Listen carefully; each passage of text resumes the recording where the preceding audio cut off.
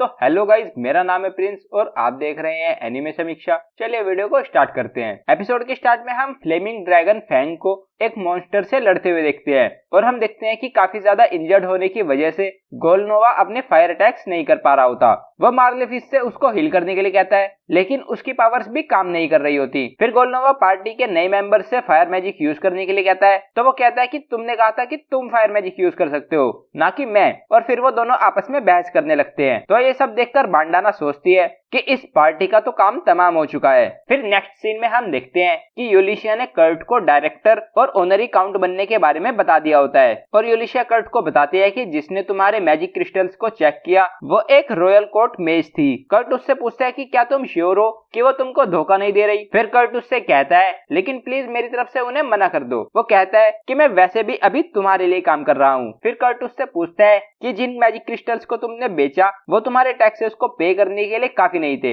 है ना? तो यूलिशिया उसको बताती है कि वो काफी ज्यादा थे, लेकिन वो मैंने नहीं बनाए थे, तो मैंने उनकी पेमेंट तुम्हारे अकाउंट में ट्रांसफर कर दी और मैंने उनको हैंडल करने की फीस के लिए उसमें से सिर्फ एक गोल्ड कॉइन लिया। और फिर उससे कहती है कि इसलिए मैं चाहती हूँ कि तुम और की खुदाई जारी रखो। फिर कर्ट उसको बताता है कि कल मैंने एक ऐसी वेन ढूंढी थी जो काफी अच्छी दिख रही थी। यूलिशिया कहती है कि ये तो काफी अमेजिंग है और फिर पूछती है कि शायद तुम सही से नींद नहीं ले रहे। तो कर्ट कहता है कि मैं ठीक हूँ, मैंने 6 घंटों की अच्छी नींद ली। तो ये सुनकर यूलिशिया मन में सोचती है कि अगर उसने 6 घंटों की नींद ली तो उसने उस घर को कब बनाया। फिर यूलिशिया काउंट करने लगती है कि उसको किस काम में कितना टाइम लगा होगा और कर्ट मन में सोचता है कि क्या मैं ज्यादा सो गया? जब मैं फ्लेमिंग ड्रैगन फैंग में था तब तो मैं सिर्फ 4 घंटे सोता था। और फिर वो यूलिशिया से कहता है कि मुझे माफ कर दो, जिस टाइम में मैंने रेस्ट किया उसके बदले में मैं थोड़ा एक्स्ट्रा काम कर दूंगा। लेकिन यूलिशिया को समझ नहीं आ रहा होता कि वो क्या बात कर रहा है। फिर वो उस जगह पर आ जाते हैं जिसको कर्ट ने ढूंढा था। यूलिशिया कहती है कि ये कुछ ज्यादा स्पेशल नहीं दिख रहा। कर्ट उससे कहता है कि यहाँ जमीन के नीचे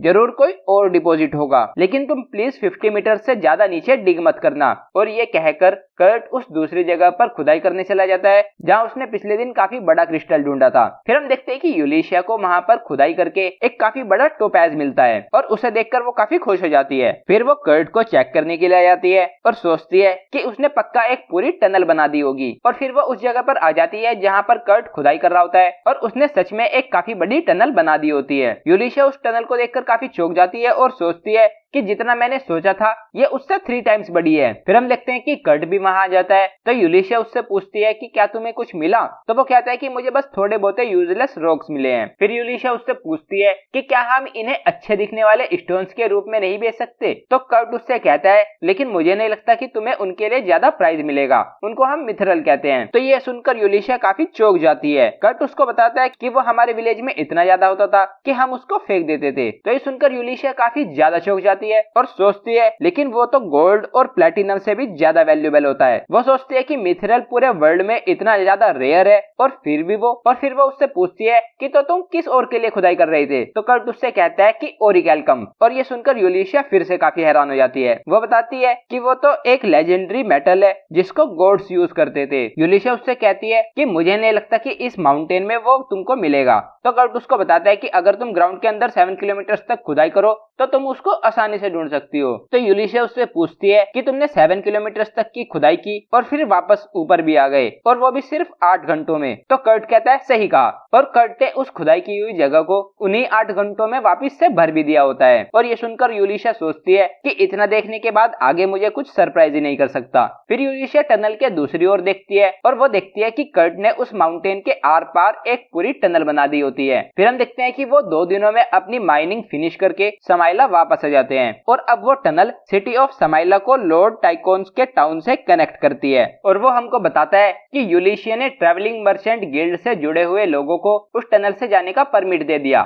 लेकिन उसके लिए उन्हें मेंटेनेंस फीस देनी होगी और उससे आया हुआ प्रॉफिट उसके टैक्स को कवर कर देगा। फिर हम देखते हैं कि बांडाना कर्ट को पीछे से बुलाती है और फिर वो उसको बताती है कि अब वो फ्लेमिंग ड्रैगन फैंग की मेंबर नहीं है। फिर हम पहले का सीन देखते हैं जहाँ गोलनोवा एक रेस्टोरेंट में खाना खाता है और उसको वो खाना बिल्कुल पसंद नहीं आता, तो वो वहाँ से झगड़ा करके बिना पैसे दिए ही जाने लगता है। तो वो गार्ड्स को बुलाते हैं। फिर बांडाना गोलनोवा के पास जाती है तो गोलनोवा उससे कहता है कि कर्ट को लेकर आओ और उससे खाना बनाने के लिए कहो, और अगर वो मना करे तो तुम उसको थोड़ा बहुत पीट भी सकती हो। तो बांडाना उससे उसका टेलीपोर्टेशन क्रिस्टल लेकर वहाँ से चली जाती है। वो वहाँ से जाने लगती है और हम देखते हैं कि सभी गार्ड्स अब गोलनोवा को ढूंढ रहे होते हैं। वो बताती है कि गोलनोवा अब अरेस्ट होने वाला है और मार्लेफिस को चर्च से बुलावा आया था और अब लगता है कि फ्लेमिंग ड्रैगन फैंग पूरी फिनिश हो चुकी है। फिर हम देखते हैं कि बांडाना ने कर्ट को बताया होता है कि उसको निकाल दिया गया है और कर्ट बांडाना से कहता है कि अगर उन्होंने तुम्हें निकाल दिया तो मेरे लिए वापस जाना तो इम्पॉसिबल ही होगा।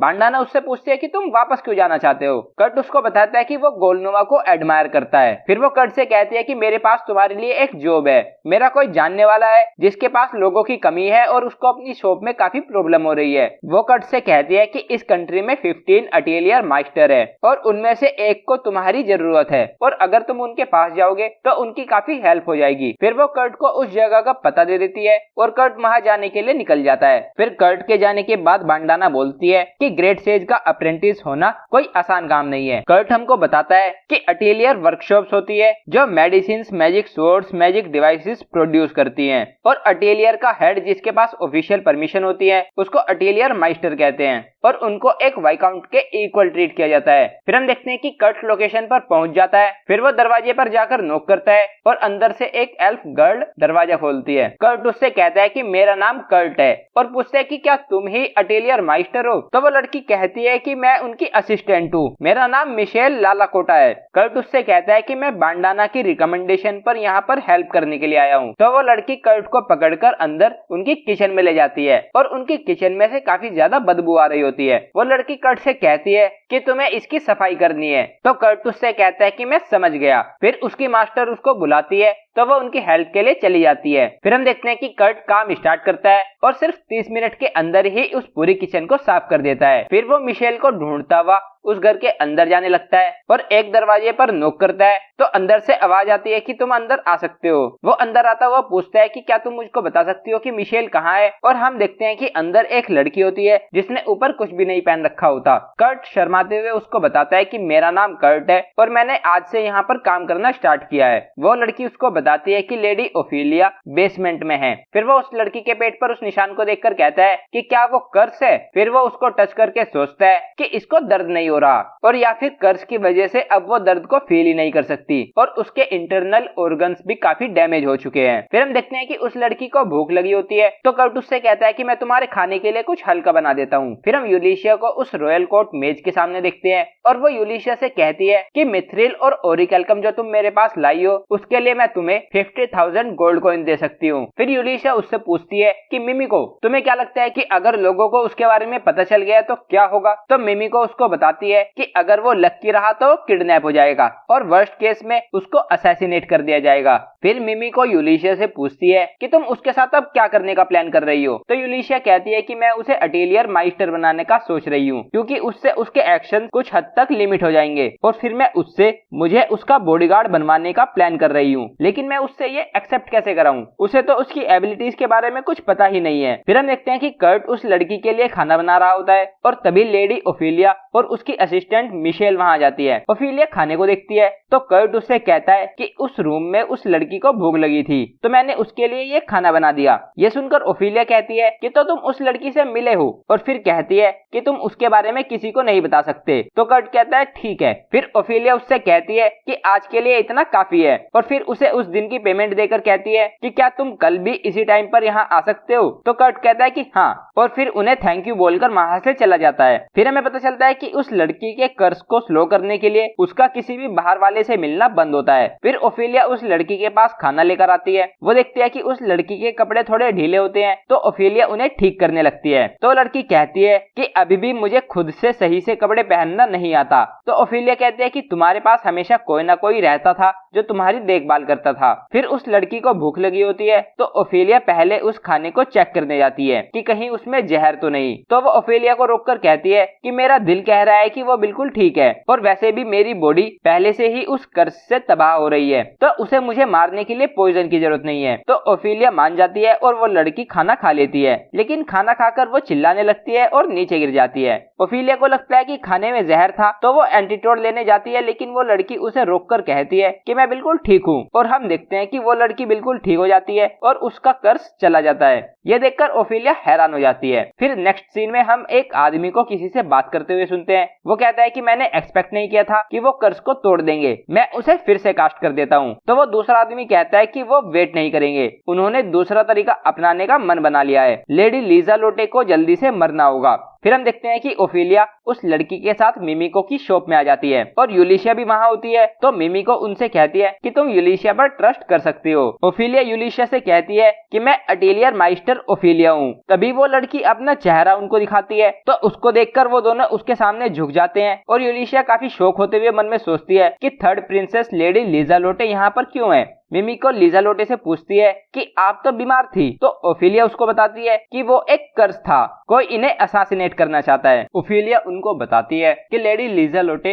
हिज रॉयल मैजेस्टी और उनकी वाइफ प्रिंसेस फ्रांशा जो गुरुमागु एम्पायर से थी, उनकी इकलौती चाइल्ड है। लेडी लीजा लोटे की एग्जिस्टेंस इन दोनों नेशंस के बीच में पीस का सिंबल है। तो यूलिशिया बोलती है कि मतलब कोई उस पीसफुल रिलेशनशिप को डिस्ट्रॉय करना चाहता है। फिर मिमिको उनसे पूछती है कि तुम मेरे पास इसलिए आए हो ताकि तुम जान कि उस कर्ज को किसने कास्ट किया था। मिमिको उनसे कहती है कि मेरी लॉयल्टी हिज मैजेस्टी और प्रिंसेस फ्रांशा के साथ है और उनके साथ साथ उनकी डॉटर के लिए भी है। फिर मिमिको उससे पूछती है कि आपका कर्ज तो काफी पावरफुल था, आपने उसको तोड़ कैसे दिया। तो लीजा लोटे उससे कहती है कि वो कर्ट नाम के एक आदमी ने किया है। तो कर्ट का नाम सुनकर यूलिशिया और मिमिको काफी शॉक हो जाती है। तो गाइज ये था एपिसोड 2 ऑफ द अनअवेयर अटेलियर माइस्टर। अगर आपको वीडियो पसंद आई है तो वीडियो को लाइक कीजिए, चैनल को सब्सक्राइब कीजिए, प्रेस कीजिए बेल आइकन को। मैं मिलता हूँ आपसे नेक्स्ट वीडियो में। Thank you.